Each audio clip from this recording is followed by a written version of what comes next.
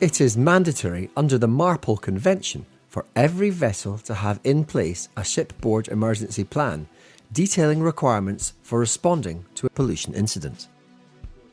On board your vessel, this will either be a Shipboard Oil Pollution Emergency Plan, SOPEP, or Shipboard Marine Pollution Emergency Plan, SMPEP, for chemical and gas carriers. The vessel may also carry a Vessel Response Plan, VRP, for when operating in US waters. The SOPEP or SMPEP provides guidance to the master and officers on steps to be taken in the event of a pollution incident. If oil pollution is discovered, everybody on board has a duty to report this to the officer of the watch and take steps to limit the source of pollution if possible. It is then the officer of the watch's responsibility to call the master and the pollution response team. At this point, any cargo or bunkering operations should be stopped. A section of the appendix in SOPEP and SMPEP covers the primary duties of the Oil Pollution Emergency Team. All crew shall be familiar with the duties for their rank. The appendix also contains checklists intended for response guidance when dealing with an oil spill during cargo or bunkering operations. This can be used in conjunction with SFSAF 14 Emergency Procedure Checklist for oil spill response. In the event of a casualty, the master's first priority is to ensure the safety of the vessel's personnel and to initiate action to prevent the incident from getting worse. The situation should be reported to Northern Marine using the 24-hour emergency number as soon as possible. Every possible effort should be made to contain the spill on board and minimise the effect on the environment. This will include ensuring scupper plugs are in place and utilising the designated oil spill equipment, including brooms, absorbent pads, and emergency pumps. This equipment must only be used for emergency situations. The master and pollution emergency team leader should review and be fully familiarised with the relevant data sheet for product specifics and safety guidelines. Other factors to consider in the event of an oil pollution will be damage to the vessel and stability criteria, the possibility of fire and danger to other vessels.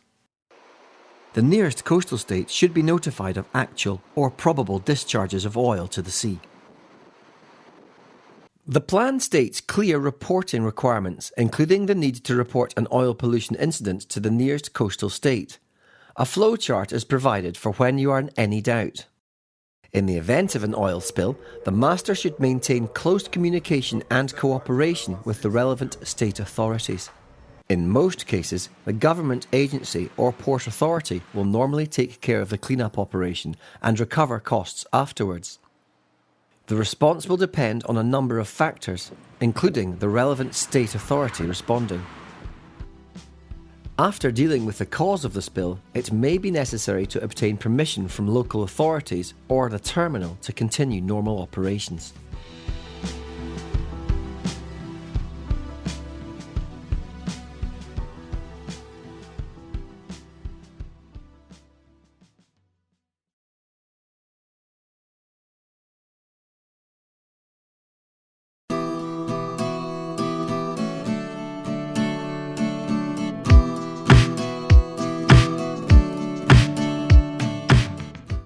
It is essential that seafarers are familiar with the functioning and operation of survival equipment on board. Properly planned drills are necessary to achieve this. All crew must be familiar with the guidance provided in the SOLAS training manual. Before any drill, and in addition to the statutory inspection, an opportunity should be taken to ensure all wires are in good condition, sheaves and working parts are operational and well lubricated. A safety harness should be worn if there is any risk of falling. Upon hearing the general alarm, seafarers should muster at the dedicated muster point, wearing warm outer clothing and life jackets that have been properly secured.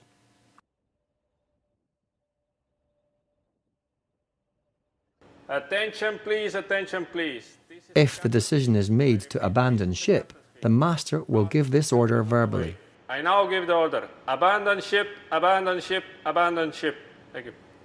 The monthly drills with free-fall lifeboats should be carried out according to the manufacturer's instructions, so that those who are to enter the boat in an emergency are trained to embark the boat, to take their seats in a correct way, and to use the safety harnesses, and are also instructed on how to act during launching into the sea. Due to the high risk level involved in fully launching a free-fall lifeboat with personnel on board, this should not be carried out during drills. Where available, simulated launching, including a simulated release with restraining and/or recovery devices, should be carried out in accordance with the manufacturer's instructions and relevant guidance notes.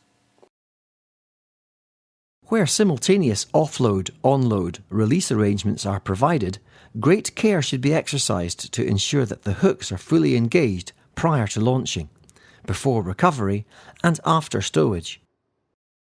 Seafarers should keep their fingers clear of the long link when unhooking or securing blocks into lifting hooks while the boat is in the water, particularly if there is a swell. Personnel in a fast rescue boat or survival craft being lowered should remain seated, keeping their hands inside the craft to avoid them being crushed against the ship's side. In totally enclosed lifeboats, seatbelts should be secured. The engines on motor lifeboats should be started and run ahead and astern. Care should be taken to avoid overheating the engine and the propeller shaft's stern gland. All seafarers should be familiar with the engine starting procedure. Water spray systems, where fitted, should be tested in accordance with the lifeboat manufacturer's instructions. When a drill is held in port, as many boats as possible should be cleared and swung out. Each lifeboat should be launched and manoeuvred in the water at least once every 3 months. This should be done in accordance with current advice and recommendations in the relevant MSNs and MGNs. Personnel should avoid being in the boat when it is lowered or raised from the water. However, the launching crew may need to be on board. During drills, lifebuoys and lines should be readily available at the point of embarkation. On-board training in the use of davit-launched life rafts shall take place at intervals of not more than 4 months on every ship fitted with such appliances. This shall include the inflation and lowering of a life raft. This life raft may be a special life raft intended for training purposes only, which is not part of the ship's life-saving equipment. These training life rafts should be conspicuously marked. At the end of a drill, the survival craft should be returned to its normal stowed condition and any restraining and/or recovery devices used only for simulated launch procedure removed. The lifeboat should then be verified ready for launching in an emergency.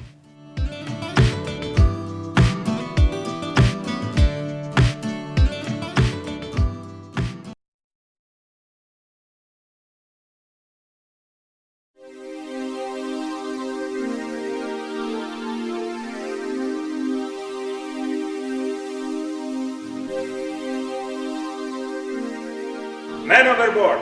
Men overboard!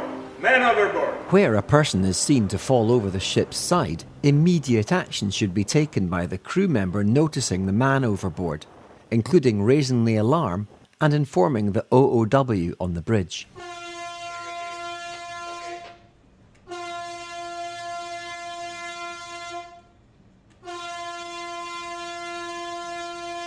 The officer of the watch must follow the instructions on the man overboard checklist. Lifebuoys with light and smoke should be released from the bridge on the side that the person has fallen. Bridge teams must be familiar with the vessel's manoeuvring characteristics as set out on the wheelhouse poster. This will enable the appropriate recovery manoeuvre to be initiated for specific circumstances, such as a Williamson turn. Electronic navigation aids, such as ECDIS and GPS systems, will have a man overboard function, which can assist in tracking the man overboard location. Rescue craft, including FRCs if carried, should be launched each month and tested in the water in a harbour or safe anchorage when possible. The interval between such drills must not exceed 3 months. Additional lookouts must be posted to assist in finding the casualty, or if located, keep the casualty in sight. The master should consider all options for the recovery of the person, including directly from the sea via a bunker or pilot's door, ladder or gangway, crane or davit, FRC, fast rescue craft, or other boat. Where possible, man overboard, MOB drills involving the manoeuvring of the vessel should be conducted at regular intervals, as stated in the drill matrix. In addition to the statutory inspection before a drill, an opportunity should be taken to ensure all wires are in good condition and sheaths and working parts are operational and well lubricated. A safety harness should be worn if there is any risk of falling. Prior to the launching of the rescue boat, communication with the deck and bridge should be checked. Working life jackets that do not restrict free movement should be worn. Survival suits should be worn where there is a risk of hypothermia, along with other protective clothing applicable to the prevailing conditions. Drills conducted in harbour or anchorages should be as realistic as possible and include practice of manoeuvring the craft and recovery from the water of a training dummy or lifebuoy. Rescue boat crews should receive training on correct techniques for retrieving persons from the water without sustaining injury.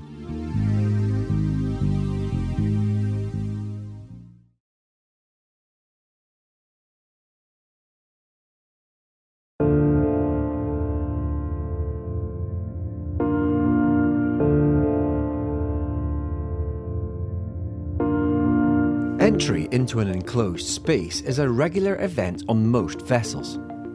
Every enclosed space on board must be identified and risk assessed, including the emergency evacuation arrangements. There is a regulatory requirement for enclosed space entry and rescue drills to be carried out every 2 months. In the event of an emergency, an attempt to rescue a person who has collapsed within a space should be based on a pre-arranged plan which should take account of the design of the individual ship. The allocation of personnel to relieve or back up those first into the space should be borne in mind. Regular drills should prove the feasibility of the ship's rescue plan under different and difficult circumstances. A non-dangerous space should be used, provided that it has realistic conditions for an actual rescue, or, if necessary, the space should be made safe before use. The drills should be varied to include a range of spaces. Instructions should be given on the correct equipment that should be assembled prior to entry, procedures to be followed, and how to use a portable oxygen multimeter. If there are indications that the person in the space is being affected by the atmosphere, the attendant stationed at the space entrance should immediately raise the alarm. On no account should anyone, including the attendant, attempt to enter it before additional help has arrived. No one should attempt a rescue without wearing breathing apparatus and a rescue harness, and, wherever possible, communication equipment and a lifeline. Where breathing apparatus is used, so should a BA board. Under no circumstances must emergency escape breathing devices be used to enter a dangerous space to effect rescue. Drills must include instructions given on the rescue of a person from a dangerous space. When removing an injured person from a space, the best available method should be adopted. But all access openings should be opened and the following equipment used. A rescue davit or tripod suitably secured over the access opening. A cage or stretcher fitted with controlling lines at the lower end. Everyone should know the basic priorities for giving first aid. Any casualties should be taken to the ship's hospital for treatment. Treatment, including the use of specialist resuscitation equipment and administering of medical oxygen, can be used to resuscitate or treat the casualty until recovery or medical assistance is received.